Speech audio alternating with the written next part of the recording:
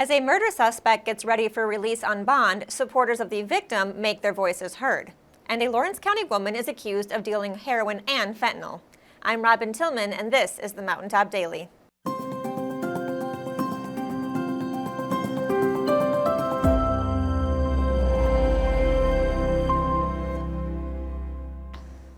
A demonstration was held in Prestonsburg today as those seeking justice for Amber Spradlin weathered single-digit temperatures to warn the public that the man accused of killing her could soon be out of jail. Sheldon takes us to their demonstration. Freezing weather did nothing to keep Amber Spradlin supporters out of the streets in Prestonsburg Monday. The group showed up to protest the possible upcoming release of the man accused of her murder, M.K. McKinney. Basically, we know that M.K. is getting released today, and we're just trying to warn the public, make them vigilant and aware that there's an accused murderer that allegedly committed a heinous crime, and he's getting turned loose today, and we just want to make the public aware to be vigilant because we don't want it to happen to nobody else. McKinney has been in jail on a $5 million full cash bond since his arrest in July of last year. On December 12th, Special Judge Eddie Coleman lowered that amount, ordering McKinney to post $1,005,000 worth of property and $450,000 in order to be free before his trial. His release would be under a home incarceration with GPS monitoring. As a family, we're disappointed in the sudden second change of reduction in bond. We will just keep on letting the public aware. We'll keep on standing up for what we believe in, that's justice for Amber. We will continue doing rallies. We will continue fighting for justice for her, and we'll continue to try to keep an eye on him and warn the public of where he's at. And my understanding, he'll be under a monitored control release, but we'll still want to know and let everybody know. Other conditions for McKinney's release are that he not live with co-defendants, his father Michael McKinney or family friend Josh Mullins. McKinney is accused of stabbing Spradlin to death at his home on June 18, 2023. Protests of the type Monday have been consistent since her death. I just want everybody to keep Amber's family in their prayers. I just want everybody to stay positive, and let's just keep this fight going as long as we can. McKinney is scheduled to go to trial May 11th. His next court hearing is February 26th. Reporting for Mountaintop News, I'm Sheldon Compton. A search of a Lawrence County woman's home resulted in the discovery of a large amount of heroin and fentanyl. 66-year-old Rita Faye Napier of Louisa now faces charges of aggravated trafficking in heroin and fentanyl, as well as possession of drug paraphernalia.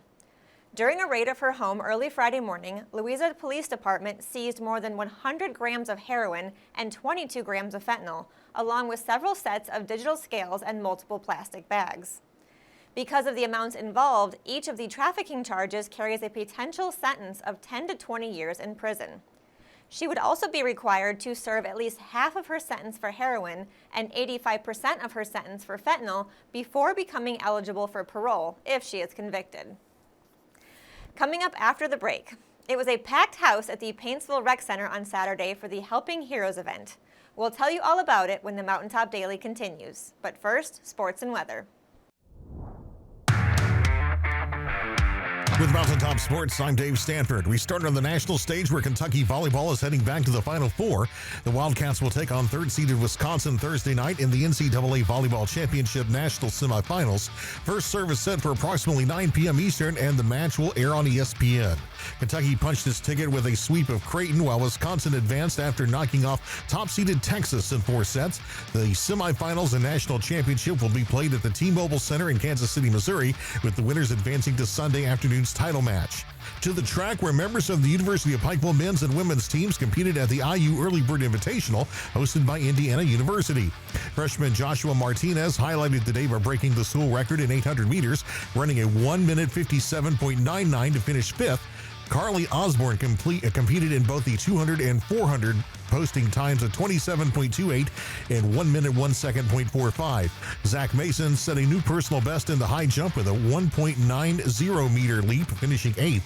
Freshman Alex Harris recorded a 13.00 meter jump in the triple jump. In the men's weight throw, Zeke Hagley placed 9th, Alex Rogers finished 11th, and Aaron Coffey came in 13th. The Bears will be back in action Saturday, January 10th at the Marshall Alumni Classic in Huntington, West Virginia. Now to the hardwood, where it really was a good night to be Bradley Bunch. The senior poured in a career-high 36 points and grabs 10 rebounds to lead the University of Pikeville to a 96-76 win over Tennessee Wesleyan. Bunch scored his 36 on just 22 shots, hitting 4 triples and going 6 of 7 from the free throw line. UPike raced out to an early lead and never looked back, taking a 57-30 advantage into halftime. UPike returns to the Appalachian Wireless Arena Tuesday night for a marquee matchup against 9th-ranked University of the Cumberlands, tipping off at 6 p.m. For more sports coverage, follow Mountaintop Sports on Facebook or visit mountaintop.news and click on the Sports tab. With Mountaintop Sports, I'm Dave Stanford.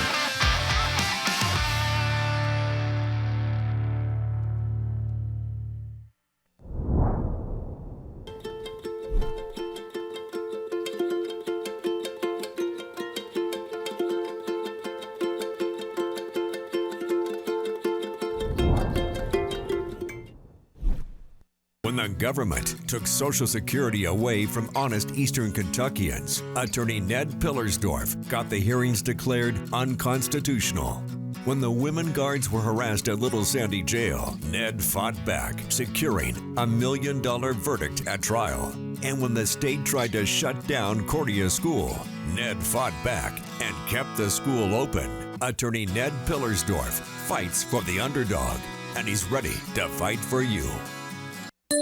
Hey, it's Kristen Mulcahy from Appalachian Wireless. Are you ready to give the gift of connection this Christmas? The kind that keeps you close no matter the distance? Well, at Appalachian Wireless, it's time to tech the halls, and we're slaying some amazing deals. Do you want a phone, tablet, and a smartwatch? Well, who doesn't? The good news is we've got a promotion just for that. So what are you waiting for? These incredible deals are only as good as supplies last. So visit us in one of our many retail or authorized dealer locations, or visit us on the web at AppalachianWireless.com. Because we are you, we are Appalachian Wireless.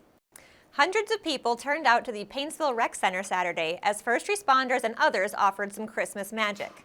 The Helping Heroes event featured free breakfast, gifts, and even a visit from a certain jolly old elf. I spoke with organizers about what went into all the fun. Hey, Robin Tillman here with Mountaintop News. I'm in front of the Paintsville Rec Center where hundreds of people are lined up for breakfast to meet Santa and just get some great gifts at the Helping Heroes event. And it's crazy. It's pretty cold, but it's not stopping people from lining up. And I even saw the Grinch back there somewhere. I might have to go get an interview with him. But yeah, we're going to get inside and find some people to interview. All right, I am here with the mayor of Paintsville, correct? Yes, ma'am. All right, and tell us your name again. My name is Bill Mike Runyon. All right, and then you are the Director of Public Safety? Yes, ma'am. My name is Daryl Preston. All right, so you guys are in charge of this crazy event going on today, right? Yes, we are. We're in charge of it, and Daryl here has done a great job setting this thing up, and as you can see, there's a lot of people here. Is this, you were saying off camera that this is more than you were expecting? Yes, it's turned out to be more than we were expecting. Yes, it is. We've already made plans next year to get a bigger building. How many people do you estimate are here right now? I know there's over 300 because we give everybody a ticket and a chance to win a prize, and there's still people in the parking lot still coming in. We think it's wonderful. Wow. Oh, is that a record? Oh, yes. Last year, I think we had 205. It is, and we want to give thanks to First Baptist Church here in Paintsville. They've been a big help to us. They provide serving the food, fix the food, and all that. So we want to give them a shout out too. So what is the schedule for today? People are eating breakfast right now, but then what's going to happen? Well, what's going to happen here, I've been told that Santa Claus is actually on the premise. He will come out. The children will come by. They'll get a set in Santa Claus's lap. We'll start drawing for prizes, and we'll just move them out. And we want to wish everybody a Merry Christmas. And I want to thank Mayor Runyon and the Paintsville City Council, because I couldn't do this without them. They're the one that hired me and touted me with this duty. And the businesses in Paintsville and Johnson County, they have been wonderful when we would solicit donations. You know, it was great, because without them, we couldn't do this. That's awesome. So you said Santa's on the premises, but I also did see the Grinch in the parking lot. So is there going to be any riffraff? Well, you know, the Grinch has been mischievous all week. So I've got policemen at every door. If the Grinch comes in, we'll take care of the Grinch. Rudolph is here. There's an elf here, Frosty's here. Just come on down. We'll be here till it's over. All right, sounds good. Thank you so much, gentlemen. Thank you. Enjoy. All right, we are about an hour and 15 into this event. As you can see, it's pretty crazy in there, and there are still several dozen people waiting outside to get breakfast and see Santa. So hopefully they get in. I couldn't find the Grinch anywhere. I think he was hiding so that he could try to steal Christmas. But as you saw, there's plenty of police officers and first responders inside to apprehend him if he should try anything. That will do it for this edition of the Mountaintop Daily. Be sure to check us out at 6 p.m. every weekday on Mountaintop TV, the Mountaintop TV app, and the Mountaintop News Facebook page. With your Mountaintop Daily, I'm Robin Tillman for Mountaintop News.